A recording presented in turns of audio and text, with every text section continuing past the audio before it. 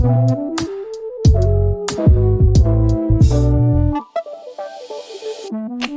to the Totally Boise Hot Seat. Welcome back to the Totally Boise podcast. Thanks everybody for tuning back in and listening. Today we have a very special guest, especially in the Boise community, our Mayor McLean. So thank you for joining us today. I really appreciate it. We usually give some introduction a little bit to the guest, but I kind of wanted to let you do your story a little bit and kind of explain, who you are and what's going on currently in Boise to get us started, and just introduce yourself to the audience. So. Oh, great. Well, thanks so much for having me. It's super fun to be here. I'm Lauren McLean. I serve as the mayor of Boise. And I probably want to share a little bit about me and my family and then talk about what's happening in Boise right now, because we've got a lot of big goals and a lot of fun things happening. But I've lived in Boise since 1998. My husband and I moved here right after we got married. We celebrated our first anniversary at the Idaho Shakespeare Festival, saw Romeo and Juliet. We've got two kids, Madeline and Aiden. They're both grown now. Madeline has graduated from college and is working, and our son Aiden is a senior in college.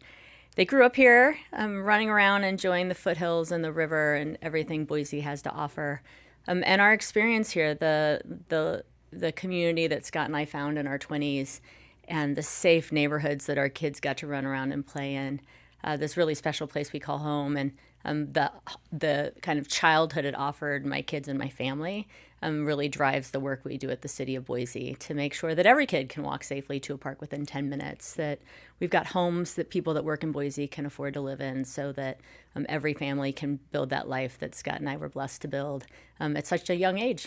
Well, awesome. Thanks for being here, and obviously juggling a lot in your position always, I'm sure. But, we obviously love Boise. That's why the company's Totally Boise. And most of us here, I think, are, some of us are born and raised in Boise, but a lot of us moved here and stayed. And I think that's part of what is such a confidence, just such a good part of Boise, is that people come and they want to stay, which is kind of the best, testimonial you could give for a city. So, so I'll let Lauren kind of get going on some of our questions that we have, and they should move through kind of exactly like you said, talking about family and just kind of how you got going, and then into some stuff actually about Boise and what's new and what's next. That sounds great. Yeah. Well, I guess I kind of wanted to start with just the beginning of your journey, how everything started back in 2001. I'd kind of love to hear that spark moment of what got you into what you're working with right now. Sure. Well, in 2001, there was a levy on the ballot to protect our foothills. But I'm going to rewind, go a little bit further back. Please do. Because that first spark actually happened in March of 98.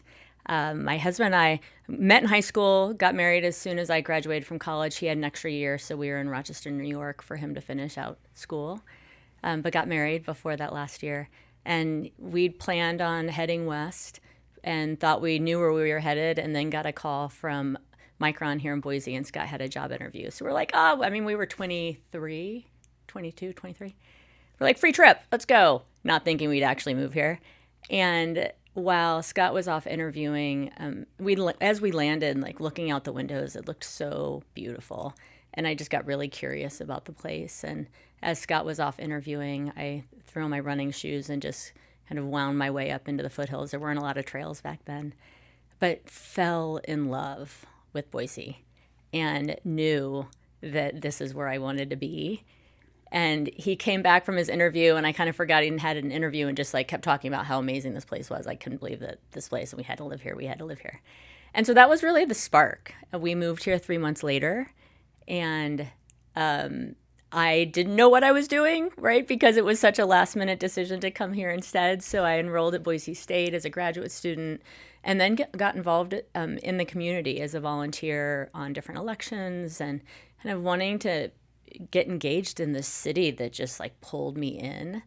And in 2001, after volunteering for a while on campaigns, a group of volunteers with the mayor at the time were working to save the foothills, set them aside so they'd be what they are today, filled with hundreds of miles of trails. And I went to a meeting as a volunteer, and then ended up getting asked to run that campaign. So that's kind of the spark, deep community involvement moment for me. Was it was a campaign that everybody thought would lose, but we had 500 volunteers over 4 months that knocked on doors, told our story, the story of what we thought Boise could be and why we love this place so much. And voters agreed, and it began that legacy that Boise City has of protecting our foothills and open spaces that continues till today. But it was in that effort that I met so many people that since have run for office, have served on boards and commissions, and I did the same then as a volunteer at the City of Boise on the Parks Board and Planning and Zoning Board. So that, that first spark I still feel today, the kind of first run into the hills and experience of Boise. But it was that first levy that set me on the path to the position I'm in now and the deep community and engagement and involvement that's been a really important part of my life. Wow, Awesome. That is exciting. I mean, I love just hearing just the passion in your voice about the community, even just from so long ago. I mean, 1998 to now. It's so great to know that you were so deeply involved, even just from when you first stepped off the plane and got here. That's so amazing.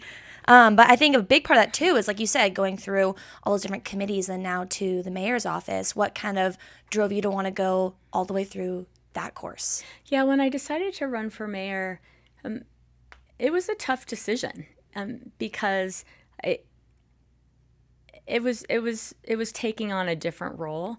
But I decided to run because I really believed that our residents wanted this city to lean in and do more to ensure that we have housing that's affordable for Boiseans, to be a leader in the climate space because it would keep our kids healthy and create jobs of the future. And so first, as a volunteer on the Parks Commission in my 20s, I got to learn a ton about the Parks Department and help plan parks and set aside land that are being built now, which is so cool to see. And then when I served as a volunteer on the Planning and Zoning Commission, I did it because I could have more impact on the neighborhoods and city that I loved and make decisions about homes and parks and all those things, how they connect, and transportation. Served on the city council because I saw it as a way to have more impact in my community on a part-time basis. But ultimately, when I decided to run for mayor, it was because I felt it was very, very important to have a laser-like focus on housing affordability, climate action, so we're a safe, healthy, and welcoming city for everyone. Yeah. Right. I got a quick question. What is the coolest part about being the mayor that you didn't expect that you get to, that you happens in your daily life? Yeah, I'd say that the coolest part, and you kind of know it'll be this way, but you don't know until you're in it. It's that wake up, breathe until you go to sleep thinking about the city and the people that I love. And so, the first thing I do in the morning is read the paper and then start reading documents and looking at my day and figuring out how the day is going to go. The last thing I do at night is another scan, right? And the in between, the time when I get to work with our City of Boise employees, that I cannot believe how passionate they are about serving our residents. And then that's amazing. And then heading out into the community and sitting in a classroom with kids that can all tell me how far their walk is to their park. Or, being at a Rotary where you've got people that have just moved here and people that have lived all their life here in service to the community, talking about and working for Boise. It's like this beautiful Boise bubble all day, every day. Mm-hmm. And it's really, really special and so much more deeply felt than I would have expected. Yeah, that is really cool. One thing I know about kind of what you're saying with stuff out here being built and working with the City of Boise employees is things get done pretty fast and efficiently out here.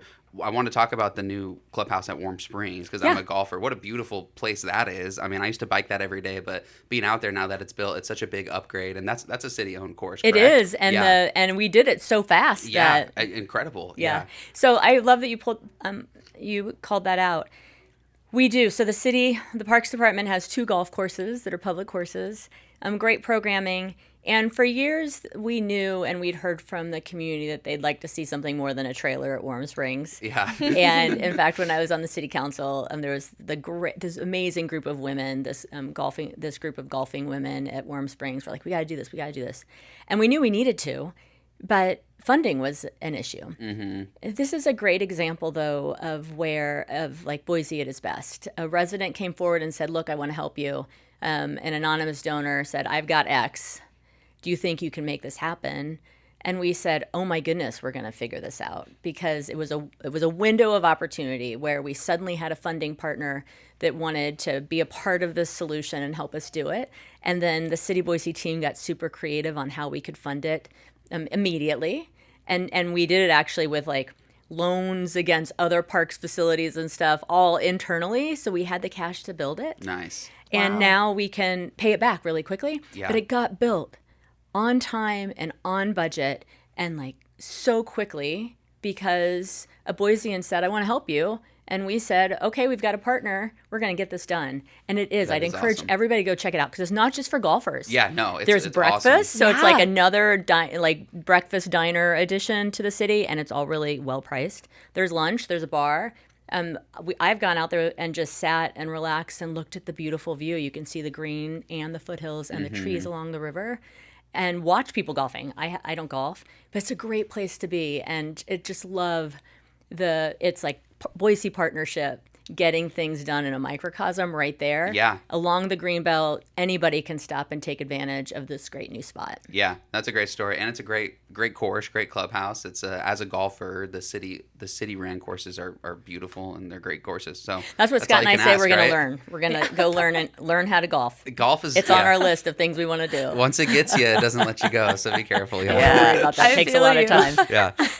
My Do you wanna- family, yeah. Yeah. I'm sorry. My family all took up golf like 2 years ago. Oh, yeah. So I'm like the last person in my family that still hasn't gotten right there yet. But I love a great golf Yeah. course and a clubhouse with a good view. Yeah. So Yeah. hey, I love that it's for everybody. Beyond some of us that probably need to get a little more active in it. There's something about the serenity of being out on a golf course, even if you're just looking over it, having breakfast. So, do you want to get into some of the Yeah, Boise for goals sure. and the updates? Cool. Well, I know that we have a couple new goals that are on this obviously huge list of yours that you have, but I know that some big ones you've been looking into obviously are just climate goals and housing goals. And between those, I mean, more on like a personal level, which of those goals are you maybe like most excited about or just optimistic about seeing them come to fruition in the community? I don't even want to choose between the two because I see them as closely linked and both vitally important. And just, I really believe that if we set goals, even if we know they're going to be hard to achieve, and we work like hell to achieve them, we've done more than if we had just set goals that we knew we could achieve, right? Like, why pick a race to run if you already know you could go do it tomorrow versus like picking something that you're going to have to like try really hard to finish. It's kind of that idea. And our city residents and our community has embraced that, I believe. So we set clear goals on housing. I'll talk about housing first because that matters so much to the community. Absolutely. And I got to be clear. Like, we need the entire region to partner on housing, but Boise's going to do everything we possibly can in partnership with our residents to meet the needs. And so we set a goal of 2,500 homes affordable at Boise budgets by 2026. And we're like ticking off that goal. In fact, there's a lot of homes or I should say 1,250 homes at Boise budgets. We've opened over 500 already. Nice. And these are homes that are built on city land by private developers in a public-private partnership that with agreements on affordability. And we've got a whole bunch more in the development and construction process right now. And in some of these, I'd say it's almost a microcosm of all of our goals because we opened Franklin and Orchard last fall. Those are homes for folks that make below the average median income in our community, but it's an average. So there's also market rate homes in these apartments. So you're living with all kinds and sorts of people. And 10% of those homes were dedicated by the owner of the apartment complex to families exiting homelessness. Oh, wow. And so we've had working folks move in, families that have exited homelessness move in, all living right next to a park with childcare that's opened on the first floor along a transit corridor so those parents can get to work. The kids can walk safely to a park in a lot less than 10 minutes. And childcare is such a pressing need in our city. And now 89 kiddos have childcare spots right there at Franklin and Orchard as well. Wow. And we did the same thing with another developer on State Street next to Taft Elementary School. We just opened that last week. Okay. And it's the same idea. Homes for folks that are, working people, average and below median income in Boise. 10% of those homes were dedicated by the developer to families exiting homelessness. It's right next to a school, so the kiddos run out the backyard and over to school if they're in elementary school on a bus line. Again, it meets so many of our goals in on one piece of property. And it's illustrative of how we're addressing both homelessness and affordable housing in unique Boise ways, because we have the land, but we're not going to build and manage homes. Right. So Right. we seek private partnership with developers that agree that they're going to keep these homes affordable. And it also helps us meet our climate goals, because folks can jump on a bus, they can walk to school, you drop trips. And you can get to parks, and so it's everything all in one. And looking forward to some of the future ones that will, include our geothermal system and other innovations tied to climate as well. Awesome. So it takes a village, it sounds like, right? It really does. And this is the Boise way. Yeah. We've always addressed challenges. And when I say Boise, not the government, it's part of it, but like the entire community of Boise. We address challenges, see them as opportunities, come up with solutions together, and put people first. Yeah, absolutely. On the climate side of that, you're talking about, public transportation and stuff like that. Talk a little about like the walkability of Boise and downtown, and how does that play into the climate goals, and what are just some of the big initiatives that you have going in the future, and how do you see it from a big picture? Well, I'll talk about why climate action is so important for our city from a big picture perspective first. First off, our residents expect us to lead. Boiseans understand that if we want our kids to be healthy, we need to protect our clean water and clean air. We need to have a walkable community where kids can get to parks so that they have ways to engage, be outside, and again, stay healthy. Boiseans also know that it saves us money in the long run. So if we as a city are working with our power company to ensure that we've got clean electricity into the future, we're going to save money in the long run because we're mitigating risk that comes with climate. Our residents want us to make sure that we have clean water in the future. So back 4 years ago, 82% of Boiseans said yes to a clean water and climate action bond that made it possible for us to start building a facility that recycles water so that we can use recycled water for industry. So to create semiconductor chips and all these other things for businesses so that clean drinking water can just be used for people, and we can recycle that used water for business. Wow. And so that's part of our climate goals.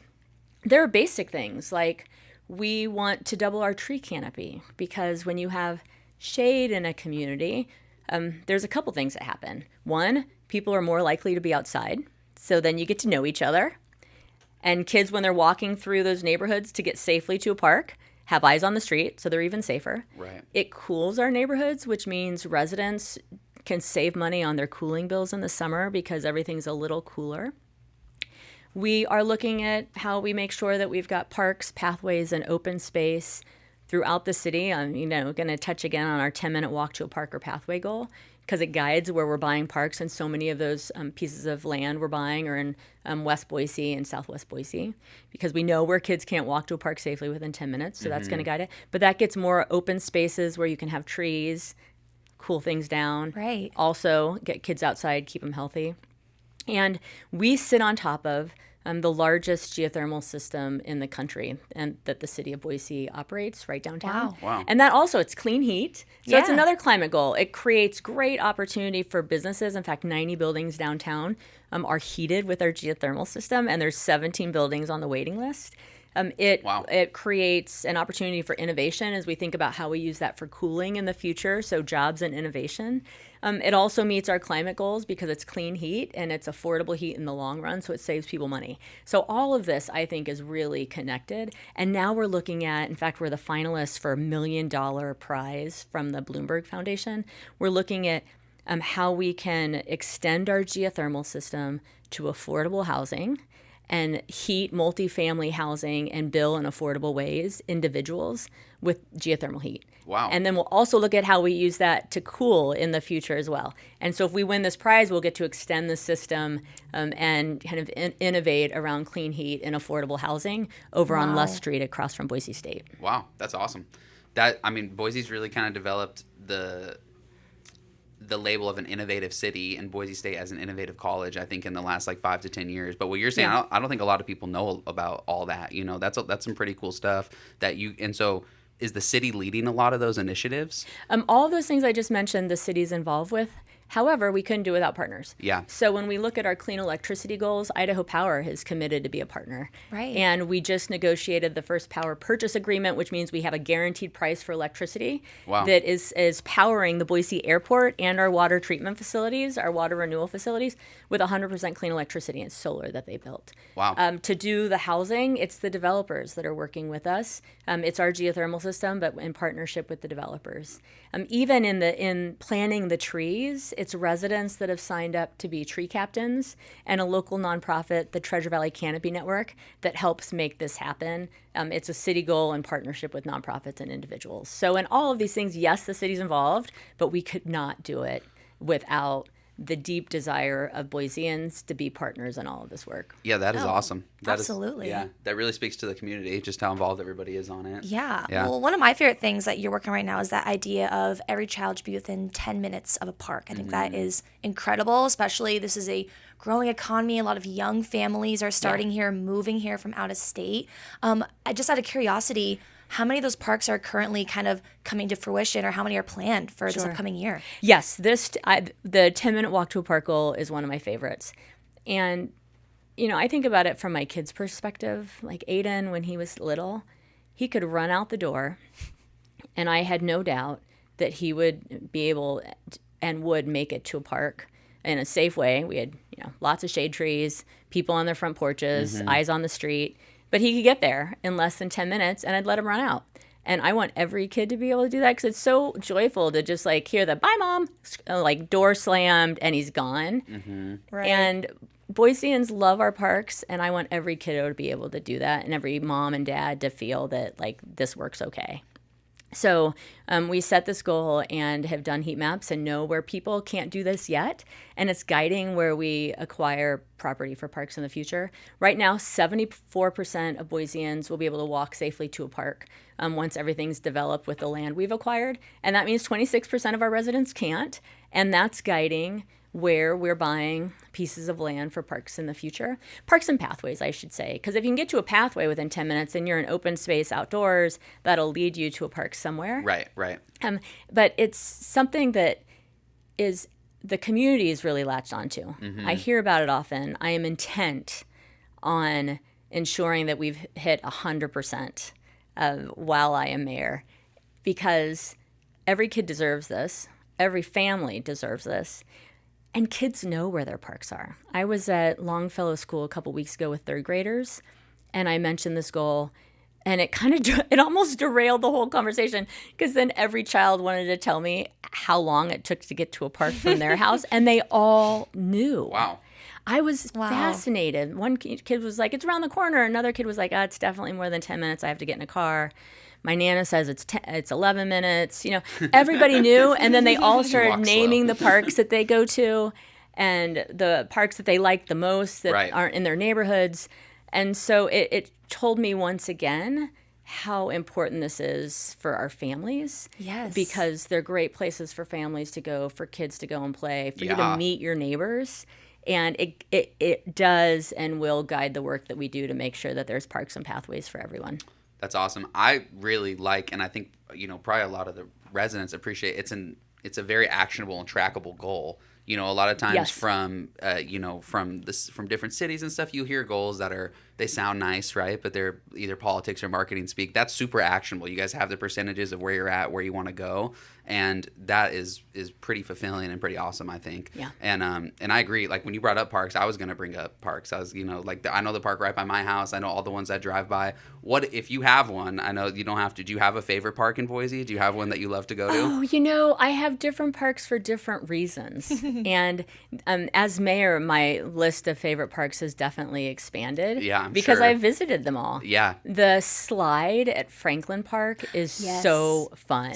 I've actually climbed up to the top of that slide and slid down. I love that. The park in the skate parks that we've built. Oh, yeah. In Roads different neighborhoods. Too. Roads predated me. I was on council when we did that. We've added some skate pocket parks that I think are really fun.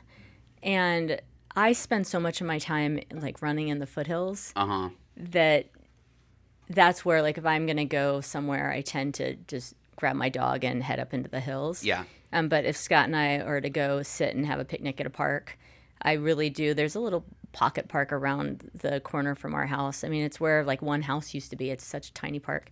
But when the kids were little, they'd run over there. It's called McGowan Park. Like, you'd never find it if you weren't in the neighborhood. I mean, it's on a map, but but it shows like how great a teeny tiny spot can be for kids and families. Totally. And then, of course, Scott and I love to bike down to the Greenbelt and then just hang out and watch people in Ann Morrison and walk through Albertsons and visit Julia Davis. But there's just so many great parks. We opened our 100th park this year. Oh, wow. Congratulations. And we had a little 100 balloons and did all the things. Cool. But it's another great example of how parks in a growing city can be reimagined. It's a linear park, and we call it Settler Canal Path, because the Settler Canal Company donated the land after residents asked if they thought we could do something to make it a park. And we approached the canal company, and they said yes. So we said, let's get this done. And it makes it really so that in West Boise, you can easily walk from Spalding Ranch. We're building a pathway right now near Capitol High School, so you can jump from Spalding Ranch Park over to the pathway in Capitol High School, get into Settler Canal Path, and make your way to Hyatt Wetlands. Wow. So it's connecting all these areas that opened over 1,000 families to be able to walk within 10 minutes to a park or pathway. That's awesome. And then Kaisho Corner downtown, if you haven't visited, is our 101st park. And we opened that on the eve of Hyaldi. And Kaisho is a Basque word for like hello, but it's more than just hello. It's like welcome. I like to say hello with a hug. It's just, it's this welcoming word. Where's that one at exactly? It's at the corner of, it's just across from the Bass Block and the Bass Center. So the corner of 6th. I know what you're talking about. And it has great art installation, and it's been so fun. Just the other day I ran by it, and kids from a daycare were there, and they were using the chairs as slides. Like, it was so fun to see these little 3-year-olds like scrambling up these art chairs and sliding down and just taking advantage of the open space right there downtown. That is awesome, especially to provide it downtown. And I love Boise's downtown out of all the downtowns I've been to, but it still is a downtown. To have parks down here is pretty cool because people still live down here. Families still live down here. In fact, more people live downtown now than they did 5 years ago. Wow. Like, we've got 2,000 new homes downtown. Right. And so a lot of families, individuals that are living downtown now. Yeah. Well, that's awesome. All right, shifting gears just a little bit. What about business-wise for Boise? So, I mean, there's so many businesses here that have benefited so much from the growth over the last, you could go 5, 10, 20 years, whatever you want to say. What excites you for business in Boise? You know, why is it a good time to be in business in Boise? And just how do you feel about that, that current industry here? Yeah, I mean, we've got a great business environment. And recognizing that affordability is a real issue for our residents, it becomes there's such an imperative to ensure that we've got good paying jobs in Boise. So I'm excited for Boise right now with Micron's announcement a couple years ago, and you've seen that facility. They're just building. Incredible. That would be thousands of jobs, high paying jobs, and then the impact of that, I believe, will help be to spur even more opportunities for innovation in the city, as well as all the ancillary jobs of tech suppliers that are announcing that they're creating jobs in Boise to support that project. So there's that. I'm excited by the growing kind of tech and innovation scene that we're seeing in Boise. It's so different than it was even 5 years ago in terms of the number of folks that are starting businesses, the businesses that have been funded and privately and then actually gone public. Great news there. We're seeing a lot of growth where people are bringing their jobs, their remote jobs here. Yeah. It is my goal, as well as the goal of the business community, to ensure that we've got jobs that people can have in Boise, so that they're even more invested in the city. Right. Our unemployment rates are lower than regional or national averages, even than the state average. And we're working in great partnership with business leaders to ensure that we've got the homes and transportation networks we need to support this thriving business climate that we're intent on growing into the future. Yeah. Absolutely. I agree with you on the innovation. I mean, a while ago, I've heard Boise referred to as like the mini Silicon Valley, but really there's a lot of innovation with tech and AI and just a lot of people here willing to push the limit. If you're willing to go network for it, there's a lot of people here that are pretty innovative in in that side. I personally loved when we got In and Out. And I mean that was like the check mark for me. But I mean for a lot of people, I think a lot of those bigger places come in and looking at Boise and trying to establish roots down here just shows the growth that we've had over the last 10 to 15 years. Yeah. I know it's not local, but for a lot of people, I'm more of a local burger person myself, but my husband was very excited about In and Out. Yeah. He's like, "Can we go to the ribbon cutting?" It's like a status. It's like a status symbol. Once we got In and Out, we've made it at least a little bit. Yeah, but it's on the map a bit, right? Yeah, like Nordstrom when. Yeah. Gosh, so many things. But I know. I often hear like, "Can we just get a Nordstrom's? Can we get an IKEA?" Like, there's a couple things that I hear from people. Then we'll know we've made it, right? Yeah. Right. A transit line and IKEA. There we go. IKEA is wow. IKEA is the one. I guess that's a good question for you, actually. Is there something that you're really wishing and hoping will come into the Treasure Valley area? Oh, you know what? I don't think about it in that sense of like the one anchor thing. I love hearing what people have to say, and I love all the places they suggest. What I appreciate most about our business environment and even like downtown shopping environment is how local it is. Mm-hmm. Right. Agreed. That my kids grew up on West Side Drive-In and Boise Fry instead of McDonald's. And you can still go to Pack Out and Fancy Freeze and get ice cream. That you can be downtown or up on the bench, and there's locally owned gift shops and places to shop. I love that. Mm-hmm. And so as long as we are creating an environment where local business can thrive, if there are anchors that come in to help that, I say that's wonderful. Mm-hmm. To your point earlier, I've noticed, at least in the last 5 years, a lot of people opening businesses here from other places, especially in the food space, like moving from where they have originally started their place and coming like to striking open here. out on their own here. Yeah, and coming to make it local here because... And we're seeing that with businesses, with restaurants, with wine, and with beer, like all of those things. I'm seeing where folks like cut their teeth somewhere else and say, we want to do it ourselves and we're going to do it in Boise. And it just creates such great opportunities for us to enjoy all of this stuff while they're building their businesses. It does. And I think that speaks to the environment of how much people do support and like local here, because it is easier to get a local support when people are into the community and into buying local. This kind of leads into the next question. For people who want to get more into the community of Boise and want to help out, you talked about your spark was volunteering back in the day, with something that really inspired you. What is the easiest way for them to get involved? What would you recommend? I know it might not be a linear path, but what are some places that they can go? Oh, I mean, you can look left, right, up, and down, and there's opportunities. And so I would encourage anybody that lives in Boise that wants to get involved. There's a whole bunch of different ways you can do it. The Chamber of Commerce has a great Boise Young Professional program that for younger folks. I was just there yesterday. A whole bunch of people that are getting more involved in their community. They have conversations with CEOs. They have volunteer opportunities. There's that. The Chamber has a Leadership Boise program, which will expose people to all sorts of elements of how like a community works, both public and private. Okay. The city has boards and commissions. And we are, like I mentioned, I was on the Parks Board, the Planning and Zoning Commission. We have the Arts and History Commission. We started a Climate Action Advisory Council and had over 200 people apply to be on it.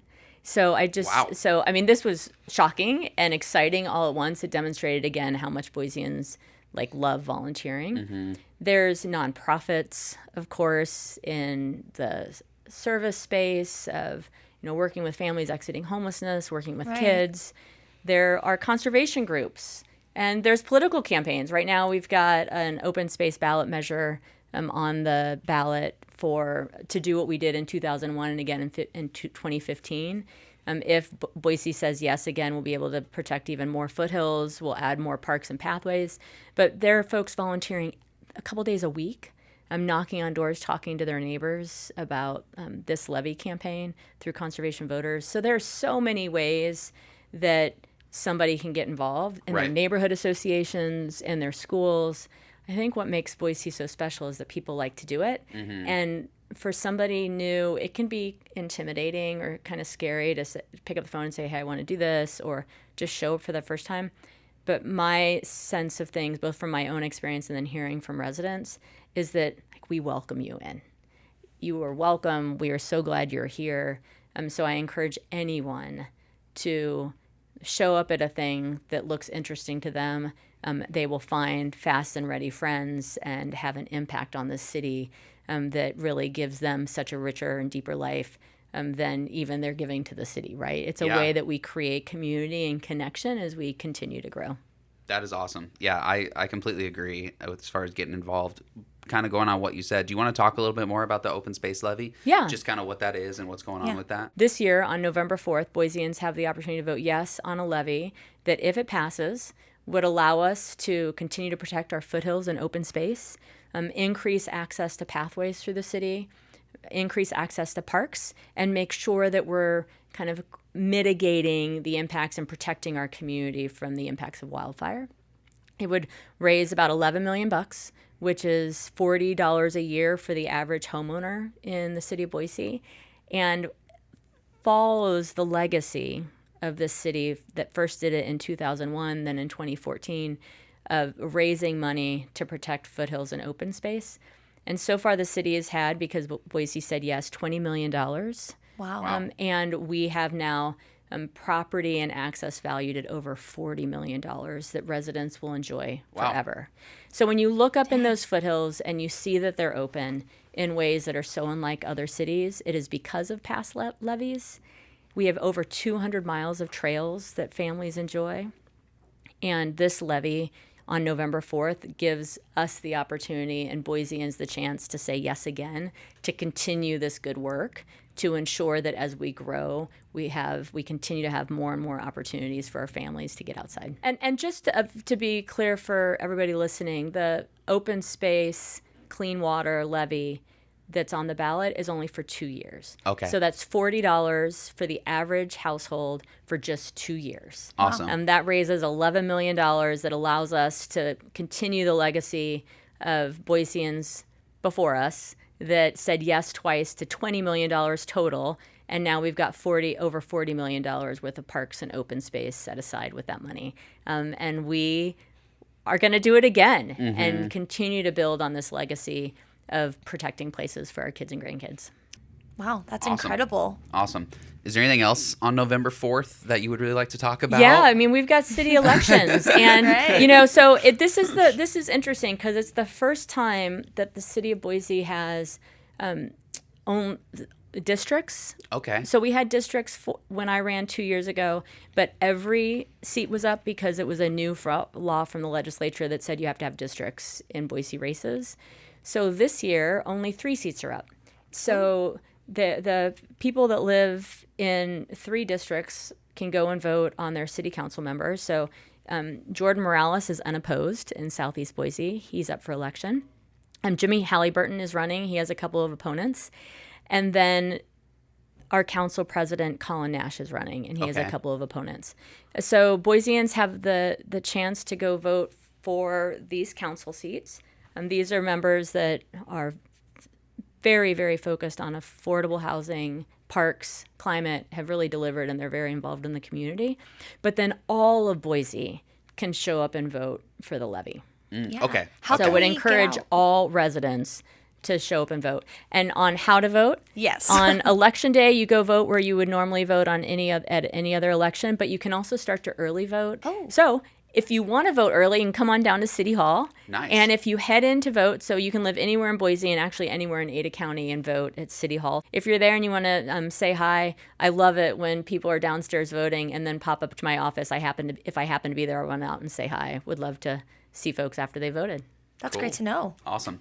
So just for clarity, because I know a lot of people know obviously how to, like, they vote for president, they vote for the big ones, but for city council stuff, so are they voting for people who live in their actual district? They have to Yes. live in there to represent them? You've got to live in your district to sign up to run in there, just like in the legislature and any other, like the Congress, legislature. This is new for Idaho, but now it's some cities as well. Awesome. Right. So they're voting for people who have, a lot of pull in their literal Yes. communities in their districts Yes. where they live. So Yep. definitely important to get out there and vote. Absolutely. So, okay, cool. All right. Well, one question I had, and feel free to answer this as much as you want to get into it, but there's a lot of, with so many students at Boise State being from out of state and so many parents coming here all the time, people are always looking for stuff to do in the holidays, and it's a big time for people to come visit. Yeah. Do you have favorite holiday activities in Boise? What's your favorite things to go do over the next couple of months, and what are some things people should check out? I love the holidays in Boise. There are so many things to check out. So I'll start with Thanksgiving. There's of course the turkey trot on Thanksgiving Day. Right. It's fun Thanksgiving race. Although sometimes we start it with my family and then it's like nobody in my family wants to finish the short race and we peel off and like end up having coffee or something. It's kind of funny. The tree lighting happens the Friday after Thanksgiving, and that really kicks off the holiday season for downtown. We've got beautiful lights hanging over the streets, and there'll be painted windows and all the shops celebrating the start of the holidays with the tree lighting and then Small Business Saturday. And then this year we're going to have holidays on the Grove. So stay tuned, but there will be programming and activities on the Grove Plaza through the holiday season. And so I'm really looking forward to that. It's a great partnership with different folks in the city. And then other fun things. I'd encourage people to look up the Nutcracker is, I think, the second weekend in December. Okay. Right. And the Boise Philharmonic is actually showing Home Alone at the Morrison Center with the Philharmonic doing the music. Oh, really? The Saturday after Thanksgiving. Oh, wow. So, I mean, there are so many things, and a lot of like small community groups have Christmas chorales and Christmas music nights at local churches. There's a lot of stuff to do. That is awesome. Wow.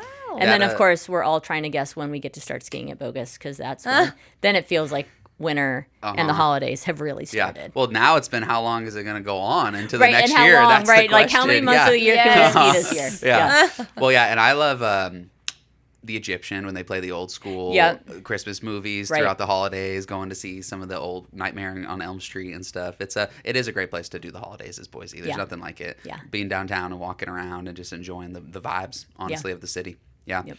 All right, cool. Well, last thing we really want to do is just ask a couple of fun questions about you. First one is you have one night you have to watch one movie. You only get one more movie for the rest of your life. What movie are you watching? Oh my God, that's so hard, and it shouldn't be. My husband's been cracking up if he knows I was getting asked this question because I can never remember names of movies.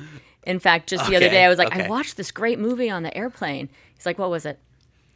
I don't know. But it was about this. Like, I really liked this. Let's see, what would that one movie be? See, these are terrible, hard questions for me. Oh, it would be Love Actually. Love Actually. Yes. I That's a good saw one. Love Actually in the theater when it came out with a whole bunch of girlfriends. We were at the Flicks. And even before it was a thing, I bought it on a VCR tape or whatever those things were called. And I watched it every year by myself. That is cool. And then probably the last 10 years, I've watched it with my kids and my husband too. Yeah, awesome. Okay, now what about first keeping it kind of local? Where are your favorite places to go day trip and stuff outside of Boise? What else in Idaho do you really like and what should people check out? There are so many places to check out. And I mean, just above Boise, at Bogus Basin now, in the summer, there's a lot to do up there. Mm-hmm. I really love the Around the Mountain Trail to bike or run. But there's great things that are shorter walks for families as well. I'm actually looking at, I'll even run up to Stanley for a day from time to time. So my birthday's coming up soon, and I'm going to sneak up and hike to Sawtooth Lake and then come home that day. So it's a day trip. It's a long day, but beautiful. Kirkham Hot Spring on the way is amazing. There's just such great backcountry access. In the winter near Idaho City, we backcountry ski there a lot. Yeah. Great places for folks to go. Yeah, Idaho City's awesome. All right, and then you talked about, right, Rochester to Boise. That's not a short trip, right? My dad's from upstate New York, so I'm kind of familiar with it. What are your favorite places in between, right? What are your favorite places that you like to go in America outside of Boise? So I have to say that was almost 30 years ago. I don't know if any of the things in between still exist. When Scott and I drove from Rochester, we actually followed the Oregon Trail and made the 4 days of per diem and travel allowance he had from Hewlett-Packard last for 3 weeks. We camped, we did all the things. We've never done that again. Other places I like to go in America. I mean, this sounds not true, but it really is true. When people ask me where else in the West I've been, I realize we've spent so much of our time in Idaho, backpacking in the White Clouds and in the Sawtooths, above McCall. We did a really fun trip one summer where we followed different parts of the Lewis and Clark Trail across North Idaho and stayed in fire lookouts above the Lochsaw. But then when if we go to other places, I really do love exploring like national parks. Mm-hmm. And but also recently I've been saying to my husband, we should probably explore some cities in a little different way too. We haven't done that in a long time. Yeah. For us, we tend to find places to go where we can spend time outside. Yeah. Yeah. Well, Boise is a hard place to leave, you know, like it's one of those places that you take time off work. It's like you want to just stay in Boise because it's so nice. And I love flying back in here. So, and there's a lot to explore in Idaho. Like you said, I mean, Yeah. you could spend a lifetime exploring You just could in spend a Idaho. lifetime. I mean, we've Yeah. spent 30 years and we still haven't seen half of it, right? Yeah. We've been in the first couple of years I lived here. I had a job that took me to all but 2 counties, and so I've seen the state, Yeah. but I haven't seen all the backcountry of the state in Right. a way that I'd really like to. Right. Right, absolutely. I actually Good. have a couple questions, if that's Yeah, okay. absolutely. Okay, so your perfect day, if you were to wake up and have your perfect day in Boise, what would that look like? Sure. You know, my brother was here recently, and I gave him some things to do, and then it was raining. He's like, "It's raining. What do I do?" And I was like, "Wait for it to stop raining." Yeah. Like, I don't know, right? Make the most of it. I didn't know what to say. Yeah. And of course it stopped raining like right away. My best day in Boise would be to wake up, to have like the time to do a long run up into the foothills and watch the sunrise, then to come down, grab coffee or breakfast on the way back home, like after my run, like at Certified or somewhere in Hyde Park. And then I love to send folks on walking tours. So to walk along Grove Street with the new neon signs and to see all that has been built. It's just a fun walk. And then there's new historic signs there. Follow that, read the history of Boise's immigrants and others, head down to the river and take a stop at the Anne Frank Memorial, and then spend some time on the river, and then cross over to Boise State for a bit to feel some of that energy. Yeah. Come back, kind of finish around the Bass Block with afternoon tapas and wine, and then head home. Like it's that kind of day that I absolutely love having in Boise. The other day that I love to spend is similar. I'd always want to start it with a run or a mountain bike ride up in the hills, but then to jump on my bike and follow the Greenbelt and go over to Garden City and visit some of the spots there, the parks. You can watch the surfers. I don't surf. Get a paddleboard for Quinn's Pond, and then head over and try a glass of wine and have something to eat on the Garden City side too. Is the other kind of perfect day and it still ended on the Bass Block in Boise. Yeah, that sounds nice to me. I Yeah. love that. I guess this kind of ties into your brother came into town, but for somebody who maybe doesn't live here, or maybe is just here for the weekend, what's like the one thing they have to do while they're visiting? The one thing. Or it can be a couple. I mean, really, I would encourage folks to, if you're here and you've got a day to visit, you got to have lunch or dinner downtown, outside on a patio somewhere. Right. Take a walk in the foothills, like head up to the Foothills Learning Center on 8th Street and start from there. Or even better, if you've got time, head up Bogus Basin Road and check out the Hawkins Loop, because you get views of the city and a good sense of what our trails are like. Yeah. And then if you're in the summer, float the river or take a stroll or bike ride along the Greenbelt. Yeah, I was Love shocked it. how many people are still out there floating. You know, it's like Yeah, it's a little cold right now. Yeah, I was I would there this not. weekend. It was full. People were just going.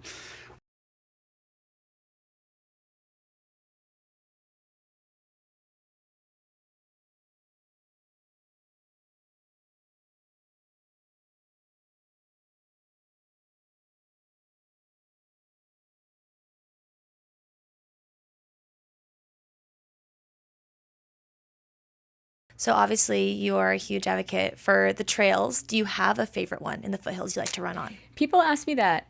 I've got a couple for different reasons and different things, but I do find the new Hawkins Loop that's not open the full year to be so stunning and really special. So that's one that's accessible. It's doable. You can do a 2-mile version of it, or you can do a 5.5-mile version of it. Okay. I love.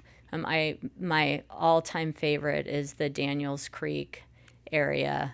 Those are longer, and that's lower than Hawkins, but in the same area.